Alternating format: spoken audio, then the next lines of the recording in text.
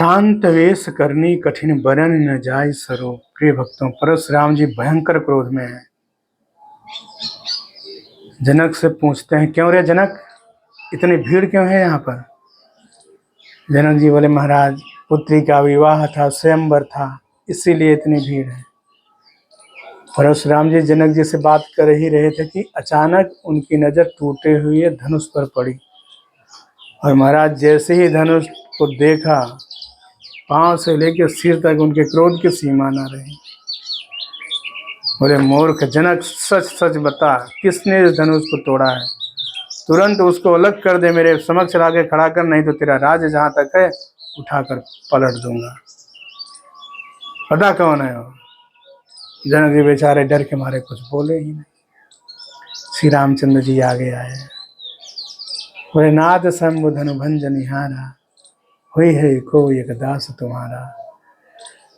बोले, प्रभु शिव जी के धनुष को तोड़ने वाला तो कोई आपका एक दास ही होगा।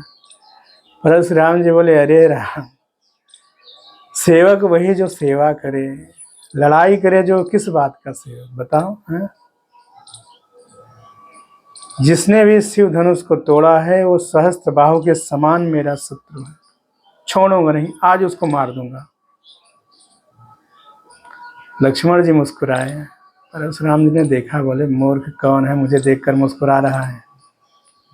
हंस रहा है या धनुष टूट चुका है? लक्ष्मण जी बोले, महाराज बचपन में तो हमने बहुत सी धनिया तोड़ी, फिर तो आप कुछ नहीं बोले, इस धनुष पर आपकी इतनी ममता क्यों है? परशुराम जी बोले, मूर्ख कहीं के, ये कोई साधारण धनुष है? हैं? ये तो त्रिलोक विजय शिव जी का धनुष है। और तूने? लक्ष्मण जी बोले, प्रभु इसमें रघुवीर जी का कोई दोष ही नहीं, उन्होंने तो बस इसको स्पर्श किया और टूट गया, बेवजह ही आप इतना क्रोध कर रहे हैं। आपको तकलीफ है, तुम्हें कोई अच्छा गुणी बुला करके इसको जुड़वा देता हूँ। परशुराम जी बोले, अरे मूर्ख, किसका बालक है ये? संभालन है तो भी मार दूंगा इसको मैं। किससे बात कर रहा है पता नहीं। बोले, कौशिक, इसको मेरे बारे में बताओ। लक्ष्मण जी बोले, प्रभु आपसे बढ़िया आपकी बड़ाई कौन कर सकता है, आप ही बताते रहिए जो इच्छा हो मन में आप।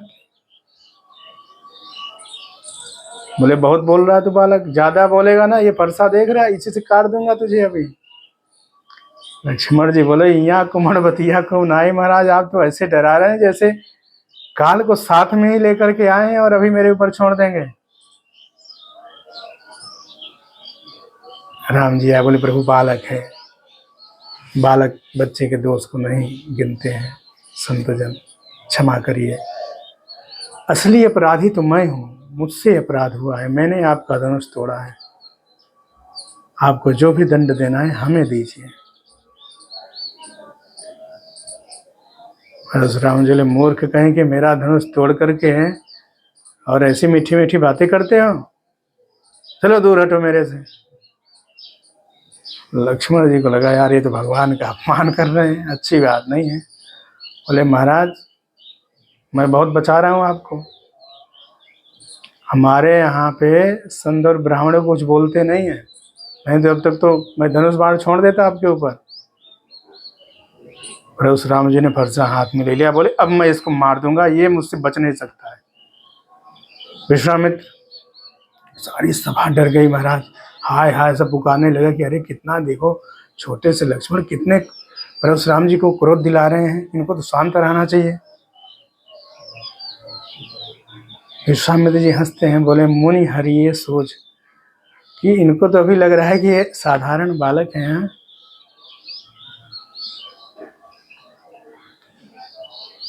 आगे आए, बोले, महाराज क्षमा कर दीजिए, बालक हैं।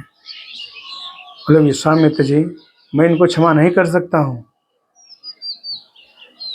मेरा धनुष तोड़ दिया और देखो बातें कैसी कर रहे हैं। राम जी सामने आए, बोले, महाराज बालक की बातों पर क्या ध्यान देना, मेरा सर आपके समक्ष है, उड़ा दीजिए, तुरंत काट दीजिए, अभी झुका दिया सिर।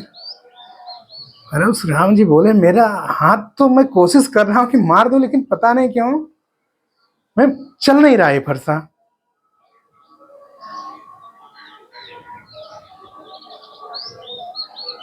बहुत गाली बका उन्होंने, सबने सुना। लक्ष्मण जी समझाए, बोले आप संत हैं, गाली देते शोभा नहीं पाते हैं।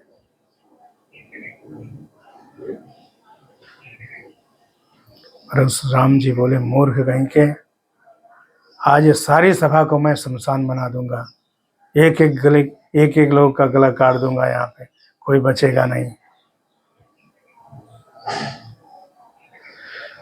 राम जी बोले अरे महाराज सुनो, ज्यादा ही बोल रहे हैं आप। अरे हम तो सोचे आप संत हैं, ब्राह्मण हैं, ये समझ के हम आपका सम्मान कर रहे हैं, आप तो हैं कि सिर पे चढ़े जा रहे हैं। रघुवंशी कभी किसी के समक्ष डरते नहीं महाराज, किसी को प्रणाम करते हैं तो सम्मान करते हैं, भयवश उसको प्रणाम नहीं करते। ये प्रवंश की अस्पृहताई, अभय होय जो तुम्हें डराई। और उस राम जी ने सोचा यार बातें कुछ ऐसी हो रही जैसे भगवान बोलते हैं, ये बातें तो भगवान की है। बोले देखो मेरे मन में थोड़ा सा संदेह है, मेरे पास भगवान विष्णु का धनुष है, यदि अगर आपने इस पर प्रत्यंचा चढ़ा के बाण का संधान किया तो मैं समझूंगा कि आप ठीक हो, और नहीं तो महाराज आज मारे जाओगे। राम जी ने जैसे ही धनुष लेने के लिए अपने हाथ बढ़ाए, वो धनुष तो अपने आप ही आके भगवान के हाथ में चिपक गया। परशुराम जी विस्मय के मारे देख रहे हैं, बोले बाप रे बाप ये क्या बात हुई।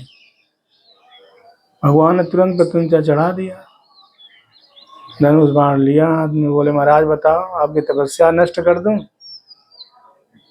आपने जो पुण्य अर्जित किए उसको नष्ट कर दूं, या जो आपके अंदर ये शक्ति है ना, कहीं भी आप कभी भी पहुंच जाते हो, या उसको नष्ट करो।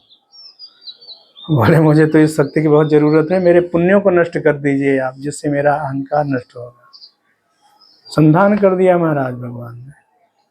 परशुराम जी समझ गए कि ये भगवान है, क्षमा प्रार्थना की है। बोले मुझे क्षमा कर दीजिए आप दोनों भ्राता, मैंने आपके समझ कितनी अशिष्टता किया, मैं आपको पहचान नहीं पाया और आपको गाली बकता रहा, क्षमा कर दो प्रभु।